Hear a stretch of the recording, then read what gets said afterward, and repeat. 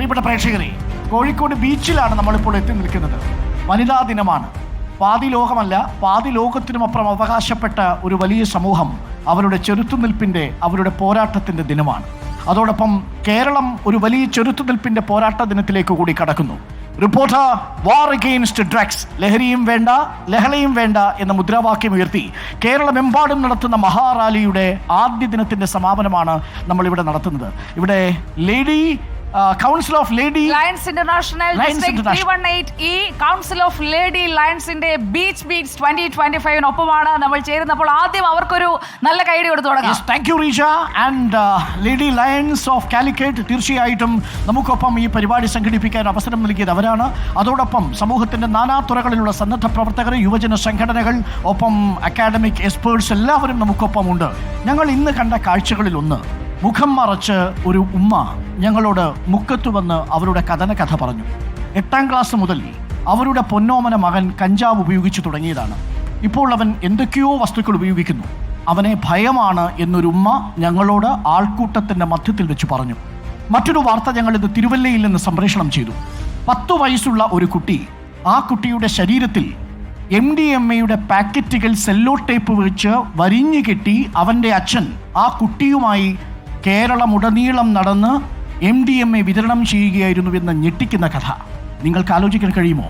നിങ്ങളുടെ 10 വയസ്സുള്ള മകനെ ഇല്ലെങ്കിൽ മകളെ നിങ്ങളൊന്ന് ആലോചിച്ചു നോക്കൂ. ഈ ദുരന്തം ഏതു നിമിഷവും നമ്മുടെ വീടിനുള്ളിലേക്ക് വന്നു ചേരാം എന്ന ഒരു വലിയ യാഥാർത്ഥ്യത്തിൻ്റെ നടുക്കത്തിലാണ് റിപ്പോർട്ടർ TV ഈ ക്യാമ്പയിനുമായി പ്രേക്ഷകർക്കൊപ്പം എത്തുന്നത്. ലഹരിയും വേണ്ട ലഹളയും വേണ്ട എന്ന ക്യാമ്പയിനിൽ എല്ലാ പ്രിയപ്പെട്ട പ്രേക്ഷകരെയും നമ്മൾ സ്വാഗതം ചെയ്യുന്നു.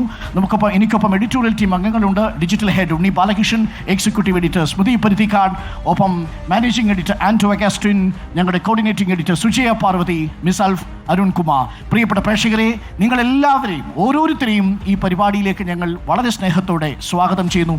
ആന്റോ അഗസ്റ്റിൻ, വലിയൊരു ആൾക്കൂട്ടം നമുക്ക് ചുറ്റുമുണ്ട്. അവർക്ക് പറയാൻ ഒരുപാടുണ്ട്, അത് നമുക്ക് കേൾക്കാം. എങ്കിലും ഒരു വാചകത്തിൽ അല്ലെങ്കിൽ ചുരുങ്ങിയ സമയത്തിനുള്ളിൽ നമ്മളുടെ ഈ യാത്രയുടെ ലക്ഷ്യമൊന്ന് പറയാം. മഞ്ചേരി തുടങ്ങി കോഴിക്കോട് ബീച്ചിൽ അവസാനിക്കുന്ന സമയത്ത് ഒരുപാട് ജനങ്ങളെ നമ്മൾ കണ്ടു. വിഷമതകളിലും മറ്റുള്ള ബുദ്ധിമുട്ടുകളിലും ചെറിയ പിള്ളേരും, കുട്ടികൾ, അമ്മമാർ, യുവജനങ്ങൾ, യുവാക്കൾ, ഒത്തിരി ആൾക്കാർ നമ്മളെ കണ്ടു. എല്ലാവരും കാണുന്ന ഒറ്റ ഒരു കാര്യം, ഈ പറയുന്ന ദുരന്തത്തിനെ നമ്മുടെ നാട്ടിൽ നിന്ന് തുടച്ചു നീക്കിയേ പറ്റുള്ളൂ എന്നുള്ളതാണ് പറഞ്ഞുകൊണ്ടിരിക്കുന്നത്. എല്ലാവരും തന്നെ, അമ്മമാർ വന്ന് പറയുന്നതാണ്, വിദ്യാർത്ഥികൾ വന്ന് പറയുന്നതാണ്, രക്ഷിതാക്കൾ എല്ലാവരും വന്ന് പറയുന്നതാണ്, വ്യാപാരി വ്യവസായികളും യുവജന പ്രസ്ഥാനങ്ങളും എല്ലാം ഇത് തന്നെയാണ് പറയുന്നത്. അപ്പം അതിൻ്റെ ഒരു അർത്ഥം എന്ന് പറയുന്നത് ഈ ദുരന്തം എന്ന് പറയുന്നത് ഒരു വലിയ രീതിയിലേക്ക് മാറിയിട്ടുണ്ട്. കേരളത്തിൻ്റെ അവസ്ഥ എന്ന് പറയുന്നത് ഈ പറയുന്ന MDMA പോലെയുള്ള സിന്തറ്റിക് ഡ്രഗ്സിൻ്റെ ഒരു വലിയ ഉപയോഗം വിദ്യാർത്ഥികളിലേക്ക് വന്നിട്ടുണ്ട് എന്നുള്ളതാണ് അതിൻ്റെ ഒരു കാര്യം. അത് നമ്മുടെ നാട്ടിൽ നിന്ന് തുടച്ചു നീക്കുക എന്ന് പറയുന്നത് സർക്കാരോ പോലീസോ വിചാരിച്ചാൽ മാത്രം നടക്കുന്ന ഒരു കാര്യമല്ല. ജനങ്ങൾ മുന്നിട്ടിറങ്ങണം.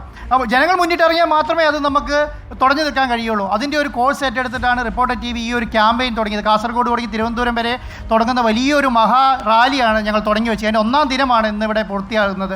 അപ്പോൾ കോഴിക്കോട് ഞങ്ങളെ കാണാൻ, ഞങ്ങളെ വീക്ഷിക്കാൻ ഇത്രയും ആൾക്കാർ വന്നു എന്ന് പറയുമ്പോൾ തന്നെ ഇതിൻ്റെ ഒരു വലിപ്പം നിങ്ങൾക്ക് മനസ്സിലാവും. അതുകൊണ്ട് തന്നെ ഈ ഒരു മഹാ റാലി വിജയിക്കുമെന്നാണ് ഞങ്ങൾ പ്രതീക്ഷിക്കുന്നത്. നിങ്ങളുടെ എല്ലാവരുടെയും സപ്പോർട്ട് വേണം. നിങ്ങളുടെ എല്ലാവരുടെയും കുടുംബങ്ങളിലും, നിങ്ങളുടെ എല്ലാ ഓഫീസുകളിലും, നിങ്ങൾ വർക്ക് ചെയ്യുന്ന സ്ഥലങ്ങളോ നിങ്ങൾ പ്രവർത്തിക്കുന്ന ഏരിയ എവിടെയാകട്ടെ, അവിടെ ഒരാൾ പോലും ഈ പറയുന്ന സിന്തറ്റിക് ഡ്രഗ്സിൻ്റെ അല്ലെങ്കിൽ ഡ്രഗ്സ് ഉപയോഗിക്കുന്ന ഒരാൾ പോലും ഉണ്ടാവാൻ പാടില്ല. അങ്ങനെ ഉണ്ടെങ്കിൽ തന്നെ അവരെ പുറം ലോകത്തേക്ക് എത്തിക്കാനുള്ള ഓരോരുത്തരും അതിൻ്റേതായ ഒരു പ്രതിജ്ഞ എടുത്തിട്ട് മാത്രമേ ഇവിടുന്ന് പോകാവുള്ളൂ എന്ന് മാത്രം ഞാൻ പറയുന്നു. ഒരിക്കൽ കൂടി നിങ്ങൾ വന്ന എല്ലാവരെയും ഞങ്ങൾ സ്വാഗതം ചെയ്യുന്നു ഈ പ്രോഗ്രാമിലേക്ക്. ഓക്കെ, പ്രിയപ്പെട്ട പ്രേക്ഷകരെ, ഇതോടൊപ്പം ഒരു വലിയ മാറ്റത്തിന് കൂടി റിപ്പോർട്ടർ TV തുടക്കം കുറിക്കുകയാണ്. കേരളമെമ്പാടുമുള്ള സ്കൂളുകളിൽ റെസിഡൻസ് അസോസിയേഷനുകളുടെ സഹായത്തോടു കൂടി പൊതുസമൂഹത്തിലും റിപ്പോർട്ടർ TV ലഹരി വിമുക്ത ക്ലബ്ബുകൾക്ക് തുടക്കം കുറിക്കുകയാണ്. ലഹരി വിരുദ്ധ ക്ലബ്ബുകൾ റിപ്പോർട്ടർ സ്റ്റുഡൻസ് ആർമിയുടെ സഹായത്തോടു കൂടിയായിരിക്കും കേരളമെമ്പാടും എത്തിക്കുക. നമ്മൾ ഭയന്നിരുന്നത് ഇവരെക്കുറിച്ച് എന്തെങ്കിലും വിവരം നൽകുന്നവരെ ഇവർ അപായപ്പെടുത്തുമോ എന്നാണ്. ഈ യാത്രയിൽ ഞങ്ങൾ കൊടുക്കുന്ന ആത്മവിശ്വാസം റിപ്പോർട്ടർ TVയും റിപ്പോർട്ടർ TVയുടെ സ്റ്റുഡൻസ് ആർമിയും പ്രിയപ്പെട്ട പ്രേക്ഷകർക്കൊപ്പം ഉണ്ടാവും. നിങ്ങൾ ഭയക്കേണ്ടതില്ല. തെല്ലും ഇവരെക്കുറിച്ചുള്ള വിവരങ്ങൾ കൈമാറാൻ റിപ്പോർട്ടർ TV നിർഭയം അവരുടെ ദൃശ്യങ്ങളും അവരെക്കുറിച്ചുള്ള ഇടപാടുകളും എക്സൈസ് വകുപ്പിൻ്റെ അനുമതിയോടുകൂടി പ്രേക്ഷകരുടെ മുന്നിൽ എത്തിക്കുകയും ചെയ്യും. ഈ മഹാസംഗമത്തിൽ പ്രിയപ്പെട്ട പ്രേക്ഷകരും പങ്കാളികളാകുക. ഞങ്ങൾക്കൊപ്പം സ്മൃതി ഉണ്ട്, സ്മൃതി പരുത്തിക്കാട്. നമ്മളിപ്പോൾ ലഹരി വിരുദ്ധ ക്ലബ്ബിൽ ഇവിടെ അരീക്കോട് നല്ലളം റെസിഡൻസ് അസോസിയേഷനിലെ ഭാരവാഹികൾ എത്തിയിട്ടുണ്ട്. അവർ എത്തിയിരിക്കുന്നവർ ആരാണ് എന്നൊന്ന് കൈയുയർത്തിയാൽ നന്നായിരിക്കും. അസോസിയേഷൻ ഭാരവാഹികൾ നമുക്കൊപ്പമുണ്ട്. അവരുടെ പ്രതികരണങ്ങൾ നമുക്ക് തേടണം. ഇവരടക്കമാണ് നമ്മൾ ഈ ലഹരി വിരുദ്ധ ക്ലബ്ബ് രൂപീകരിക്കാൻ പോകുന്നത്. ഉറപ്പായിട്ടും എനിക്ക് അതിനു മുന്നേ പറയാനുള്ളത് മൈക്കോണാണോ? അതിനു മുന്നേ പറയാനുള്ളത് ബീച്ചിലാണല്ലോ ഇപ്പോൾ നമ്മൾ നിൽക്കുന്നത്. ഈ കോഴിക്കോട് ബീച്ച് എന്നാൽ, ഞാൻ ഇവിടെ പഠിച്ചു വളർന്ന ആളാണ്, കോഴിക്കോട് ബീച്ച് എന്നാൽ പണ്ട് കാലത്ത് രാത്രി സമയത്ത് വരാൻ പറ്റുന്ന ഒരു സ്ഥലമായിരുന്നില്ല. ഈ വഴികളിലൂടെയൊന്നും പോകാൻ പറ്റില്ല. സ്ത്രീകളുടെ കാര്യമാണ് ഞാൻ പറഞ്ഞത്. നമുക്ക് അങ്ങനെ പോയി ഇരിക്കാനോ ഒന്നും പറ്റുന്നൊരു സ്ഥലമായിരുന്നില്ല. ആരെങ്കിലും വീട്ടിൽ നിന്ന് ആരെങ്കിലും കൂടെ ഉണ്ടെങ്കിലൊക്കെ വരാറുണ്ടായിരുന്നുള്ളൂ. രാത്രി പറ്റാറുമില്ല. പക്ഷേ ഇപ്പോൾ മുഴുവൻ സമയം വെളിച്ചവും രാത്രി സമയങ്ങളിലും സ്ത്രീകൾ സഞ്ചരിക്കുന്ന ഭയങ്കര സ്വതന്ത്രമായൊരു ഇടമായി ബീച്ചിൻ്റെ പ്രദേശം മാറിയിരിക്കുന്നത് വളരെ പോസിറ്റീവായ സന്തോഷം നൽകുന്ന കാര്യമാണ്. എനിക്കിതുവരെ രാത്രി ഇങ്ങനെ കറങ്ങാൻ പറ്റിയിട്ടില്ല. പക്ഷേ എൻ്റെ സുഹൃത്തുക്കളൊക്കെ പറയുന്നു ഇപ്പോൾ പഴയ ബീച്ചല്ല, നമുക്ക് രാത്രി നമ്മൾ മാത്രം പോയാലും, ഞാനും എൻ്റെ ഒരു സുഹൃത്ത് മാത്രം പോയാലും ഒന്നും പേടിക്കാനില്ല. ആ തരത്തിൽ മാറി. അതിനർത്ഥം എന്താണ്? അന്ന് അനാശാസ്യ പ്രവർത്തനം അല്ലെങ്കിൽ ഭയപ്പെടുന്ന സാഹചര്യം ഉണ്ടായിരുന്നു. അപ്പോൾ മാറ്റം സാധ്യമാണെന്നുള്ളതാണ്. അപ്പോൾ നമുക്ക് ഒരുമിച്ച് നിന്നാൽ, ഇപ്പോൾ നോക്കൂ, സമൂഹത്തിൻ്റെ വിവിധ ഘട്ടങ്ങൾ, വിവിധ മേഖലകൾ, വിവിധ പ്രായത്തിൻ്റെ ഘട്ടങ്ങളിലുള്ളവർ വരെ എവിടെയുണ്ട്.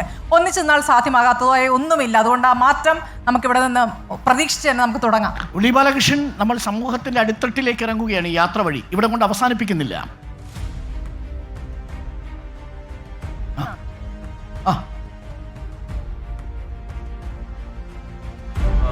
പുതുവർഷം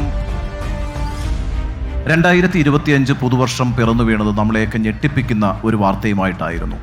അത് തൃശ്ശൂർ തേക്കിൻകാട് മൈതാനത്ത് 2 സ്കൂൾ വിദ്യാർത്ഥികൾ ലഹരി ഉപയോഗിക്കുന്നു. അവരെ അത് തടയാൻ ഒരു 30 വയസ്സുകാരൻ ശ്രമിക്കുന്നു. ആ 2 വിദ്യാർത്ഥികൾ ആ 30 വയസ്സുകാരനെ കുത്തിക്കൊന്നു. 2025 ജനുവരി 1 പ്രഭാത വാർത്ത ഇതായിരുന്നു. അവിടെ തുടങ്ങി ഏറ്റവും ഒടുവിൽ താമരശ്ശേരിയിൽ ഒരു സ്കൂൾ വിദ്യാർത്ഥിയെ സഹപാഠികൾ തല്ലിക്കൊല്ലുന്നു. നോക്കൂ, ഈ സംഭവങ്ങളെല്ലാം നമ്മുടെ മുന്നിൽ വയ്ക്കുന്നൊരു യാഥാർത്ഥ്യമുണ്ട്. കൊല്ലപ്പെടുന്നത് കുട്ടികളാണ്, കൊല്ലുന്നതും കുട്ടികളാണ്. ഇതൊരു ചെറിയ സാമൂഹിക ദുരന്തമല്ല.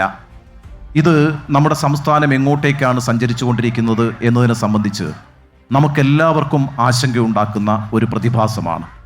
അപ്പം അതിനെ ഒന്നിച്ച് നിന്ന് പ്രതിരോധിക്കേണ്ടത് നമ്മളുടെ എല്ലാവരുടെയും ഉത്തരവാദിത്തമാണ് എന്ന് ഞാൻ വിചാരിക്കുന്നു. അഥവാ റിപ്പോർട്ടർ TV അങ്ങനെ കരുതുന്നു. അതിൻ്റെ ഭാഗമായിട്ടാണ് ഒരു ബോധവൽക്കരണ മഹാറാലിക്ക് ഞങ്ങൾ ഇന്ന് ആരംഭം കുറിച്ചിരിക്കുന്നത്. നിങ്ങളോട് പറയുന്നതിൽ ഞങ്ങൾക്ക് വലിയ സന്തോഷമുണ്ട്.